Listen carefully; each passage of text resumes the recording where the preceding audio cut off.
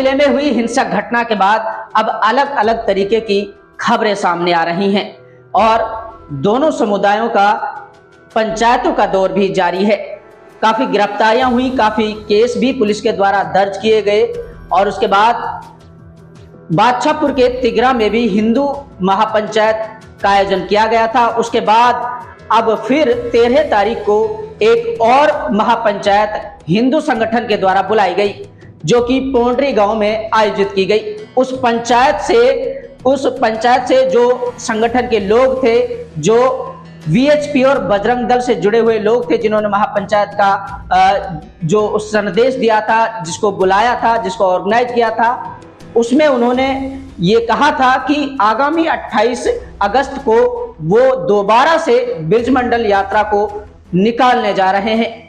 लेकिन बात वही अटक कर रह गई कि आखिर सरकार और प्रशासन क्या इसको अनुमति देगा, ये बड़ा सवाल है। अब इसके बाद प्रशासन का रुख स्पष्ट होकर सामने आ रहा है। प्रशासन ने इसमें कुछ शर्तें रखी हैं, कुछ चीजें लागू की गई हैं कि इन शर्तों को लेकर के वो आगामी 28 अगस्त को यात्रा के लिए अनुमति दे सकते हैं।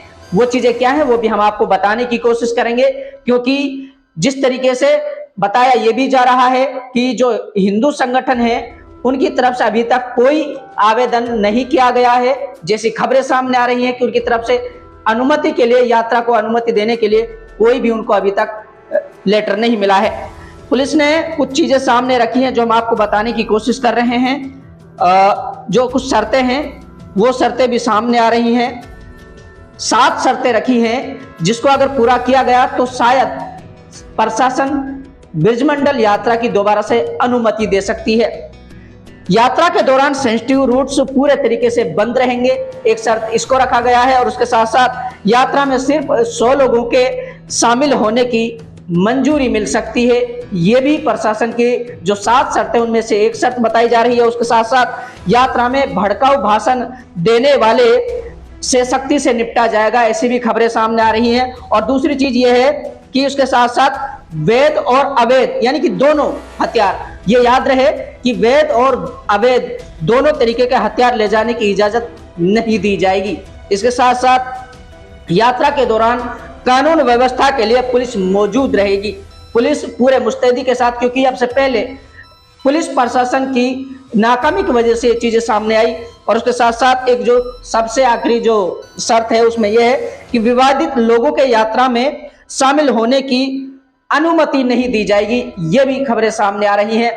अब बात यहां रह जाती है कि प्रशासन ने अपनी शर्तें बता दी हैं, क्या वीएचपी और बजरंग दल के लोग इन शर्तों को मानने को तैयार होंगे?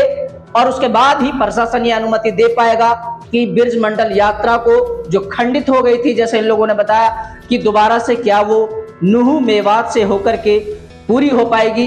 ये बड़ा सवाल है। और बताया जा रहा है, जो खबरें सामने आ रही हैं, कि अभी तक वीएचपी और बजरंग दल यानी हिंदू संगठन के लोगों के द्वारा किसी भी तरीके की कोई अनुमति लेने का कोई लेटर अभी तक प्रशासन तक नहीं गया है।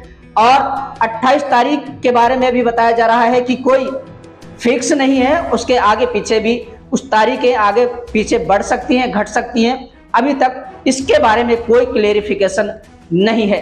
हमारा मुख्य उद्देश्य इस खबर को बताने का ये था, लोगों में चर्चाएं चल रही थी कि आगामी 28 अगस्त को ब्रिजमंडल यात्रा क्या दोबारा से निकल पाएगी। लोगों में ये संशय बना हुआ था कि 28 तारीख को बजरंग दल की यात्रा निकलने जा रही है, लेकिन ऐसा नहीं है। प्रशासन अगर इजाजत देगा, सरकार इजाजत देगी, उसके बाद और जो शर्तें पुलिस ने यहाँ पर रखी हैं, अगर इन शर्तों को ध्यान में रखते हुए यात्रा निकाली जाएगी तो शायद कहीं हद तक उसको अनुमति मिल सकती है। हम तमाम तरीके के मुद्दों पर ऐसी ही खबरें दिखाते रहेंगे।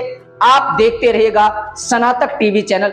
अगर अभी तक हमारे चैनल को आपने सब्सक्राइब नहीं किया है तो सब्सक्राइब कर लीजिए, लाइक कीजिए और शेयर कीजिए। अगर फेसबुक पर हमें देख रहे हैं तो फॉलो करना बिल्कुल भी मत भूलिएगा। न्यूज रूम से जहीर खान की रिपोर्ट।